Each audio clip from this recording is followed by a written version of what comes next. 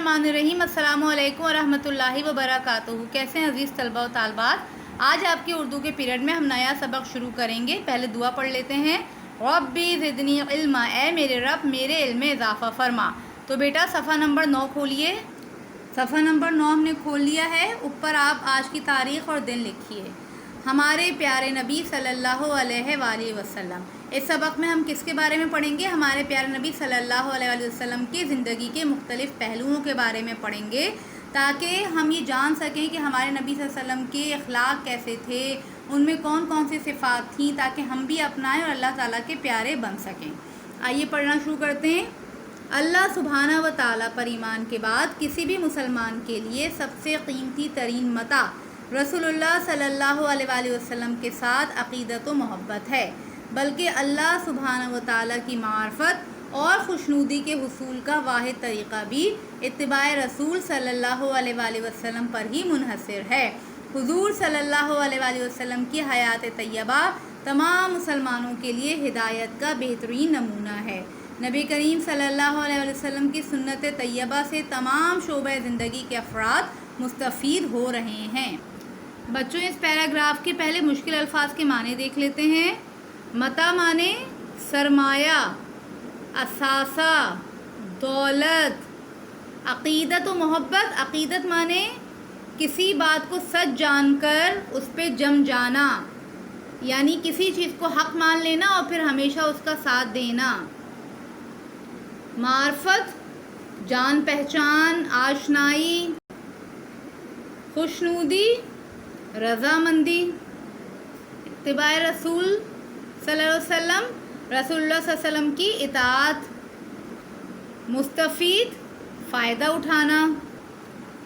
इस पैराग्राफ में बेटा ये कह रहे हैं कि अल्लाह ताला सुब्हाना ताला के बाद, ईमान के बाद किसी भी मुसलमान के लिए सबसे कीमती तरीन सरमाया, उसका असासा, उसकी दौलत क्या है? नबी करीम सल्लल्लाहु अलैहि वसल्लम के साथ अक़ीदत व मोहब्बत। आप सल्लल्लाहु अलैहि वसल्लम के साथ मोहब्बत है। आप जो बात लेकर आए, जो पैगाम लेकर आए, वो हक़ है, उसको मानकर उस पर जम जाना, ये अक़ीदत व मोहब्बत सबसे कीमती सरमाया एक मुसलमान के लिए है। और अल्लाह ताला की मार्फत, खुशनुदी, अल्लाह ताला के करीब हो जाना, अल्लाह ताला की रज़ा हासिल कर लेना, उसका वाहिद तरीक़ा भी क्या है कि हम नबी करीम सल्लल्लाहु अलैहि वसल्लम की सुन्नतों पर अमल करें। जो बातें हमें नबी करीम सल्लल्लाहु अलैहि वसल्लम ने बताई हैं कि करनी है वो करें, और जिन बातों से मना किया है उनसे रुक जाएं। नबी करीम सल्लल्लाहु अलैहि वसल्लम की हयात तैयबा पाक ज़िंदगी में तमाम मुसलमानों के लिए एक रोल मॉडल मौजूद है, हिदायत का बेहतरीन नमूना मौजूद है। और नबी करीम सल्लल्लाहु अलैहि वसल्लम की सुन्नत तैयबा से तमाम शोबे ज़िंदगी के अफराद फ़ायदा उठा रहे हैं। तमाम शोबे ज़िंदगी के अफराद सिर्फ दीन से जुड़ने वाले मौलवी साहब ही नहीं, बल्कि डॉक्टर, इंजीनियर, टीचर, तालिबे इल्म, हाउस वाइफ, एक मज़दूर, एक बढ़ई, हर शोबे ज़िंदगी के अफराद नबी करीम सल्लल्लाहु अलैहि वसल्लम की पाक तालीमात से फ़ायदा उठाकर अपनी अपनी ज़िंदगियाँ बेहतर बना रहे हैं। आगे पढ़ते हैं।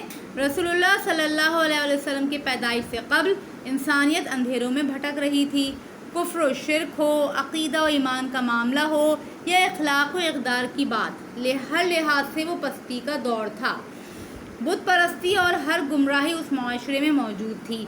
मामूली बातों पर लड़ाई झगड़ा, कत्ल व गारतगिरी, फितना व फसाद और खून रेज़ी आम बात थी। हर तरफ लूट खसूट का बाजार गर्म था। कायदा कानून नाम की कोई चीज़ नहीं थी। हर बुराई अपने उरूज पर थी और हर लिहाज से वो लोग बस पस्ती की इंतहा को पहुँचे हुए थे। इस पैराग्राफ में बेटे नबी करीम सल्लल्लाहु अलैहि वसल्लम की पैदाइश से क़ब्ल उस ज़माने में जो सोसाइटी का हाल था, जो मुआशरे का हाल था, जो लोगों का हाल था, वो बताया जा रहा है कि उस वक्त जो इंसानियत थी वो अंधेरों में भटक रही थी, यानी इंसानियत नाम की कोई चीज़ ही नहीं थी। वहाँ के लोग किस तरह की ज़िंदगी गुजार रहे थे? बहुत ही पस लिहाज से, चाहे वो कुफ्र व शिर्क का मामला हो या अक़ीदा व ईमान का मामला हो या अखलाक व इक़दार की बात हो, वो हर लिहाज से बहुत ही पस दौर था। वहाँ पे किस चीज़ की पूजा हुआ करती थी? जी, बुतों की पूजा हुआ करती थी। और हर गुमराही, हर बुराई, हर गुनाह उस माशरे में मौजूद था। आपको पता है ना, मामूली बातों पर लड़ाई झगड़े होते थे और लड़ाई झगड़े इस कदर तूल पकड़ जाते थे कि नस्लों तक वो लड़ाई झगड़े ट्रांसफ़र हो जाया करते थे। खून रेज़ी आम बात थी। खून रेज़ी यानी कि खून बहा देना, कत्ल कर देना, फितना व फसाद, लड़ाई झगड़ा, ठीक है। ہر طرف لوٹ کھسوٹ کا بازار گرم تھا. قاعدہ قانون نام کی تو کوئی چیز ہی نہیں تھی, کوئی لا نہیں تھا وہاں پر. جو بس ظالم ہوتا تھا, جو طاقتور ہوتا تھا, وہ اپنا قاعدہ قانون بنا لیا کرتا تھا. ہر برائی اپنے عروج پر تھی. عروج مانے بلندی, اور ہر لحاظ سے وہ لوگ پستی کی انتہا کو پہنچے ہوئے تھے. مطلب ان کا جو کیریکٹر تھا, جو ان کے مورالز تھے, جو ان کی ایجوکیشن تھی, وہ ہر لحاظ سے کہاں تھی, بہت زیادہ پست تھی. ٹھیک ہے, یہ نبی کریم صلی اللہ علیہ وسلم کی پیدائش سے پہلے وہاں کے معاشرے کی عام بات تھی. اس سے آگے بیٹے ہم انشاءاللہ نیکسٹ کلاس میں پڑھیں گے. آپ اس کی ریڈنگ کیجئے اور اس کے مشکل الفاظ کو انڈر لائن کیجئے اور ان کے معنی یاد کیجئے. السلام علیکم ورحمۃ اللہ وبرکاتہ.